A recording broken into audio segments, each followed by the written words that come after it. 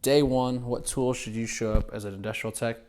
I think these will cover you for the most part, and then we'll go over a little bit more of what I think you should have that first month.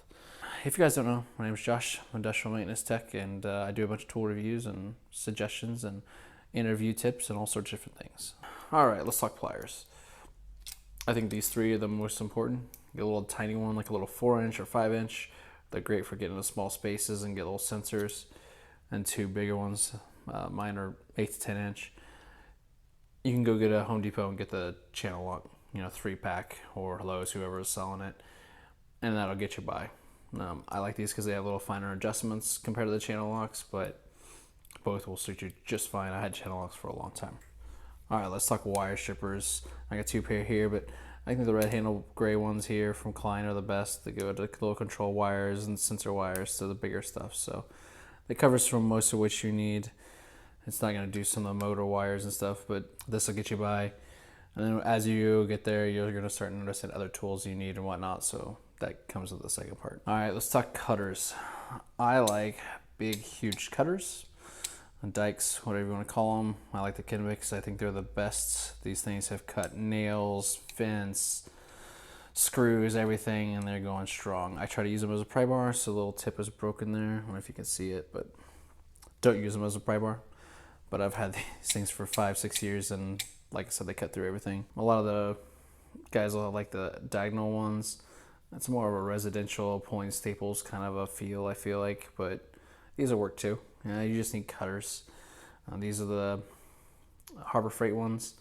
I had another pair, but they literally lasted 2 days and they broke. So I don't know if I'd recommend Harbor Freight one. They just refurbished this one and I never really use it. So this is the one I usually loan out to engineers and stuff, guys, if they ask for it.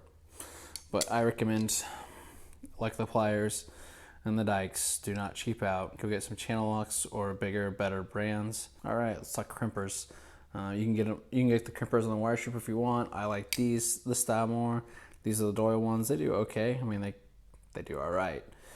I had the Milwaukee ones before that, and they were both about the same quality. I was not impressed. If you want the best, go get the Klein ones personally. But this is kind of a broad general statement / screwdrivers. I suggest just getting an 11-1 and carrying that. You need a little tweaker. You probably have some type of cylinder that uses a magnet to read, and this adjusts the little magnet reader on your sensors.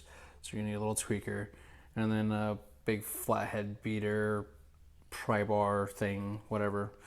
I'll put links below. I had another video on a bunch of screwdrivers, so I'd suggest watching that one and figure out which one you want. But these three basic things right here cover 90% what you need.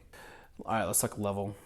Do you need the conduit bending one? No, but I suggest get one with really strong magnets, and just make sure that obviously you build things level and fabricate things level and assemble things level, and make sure you put your flat plate and your face plates on level, but just a level, guys, you need it. All right, it's a little bigger to get in here, but a pry bar. You can get the smaller ones if you want, but you're definitely gonna need some type of pry bar, something a little more heavy duty than just a screwdriver. Harbor Freight has those ones with the handle on them. Those did me great for the longest time, so even getting those is fine. But you're definitely gonna need a pry bar. Stock knives. I like the razor blade. I can just put a new blade on and it's super sharp.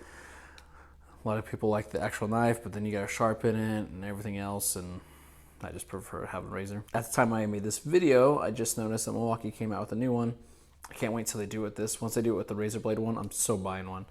But with a regular blade one, they have a little flip out that's got your flathead and a Phillips head and screwdriver, and you just use it like that, so it's not super uncomfortable and awkward.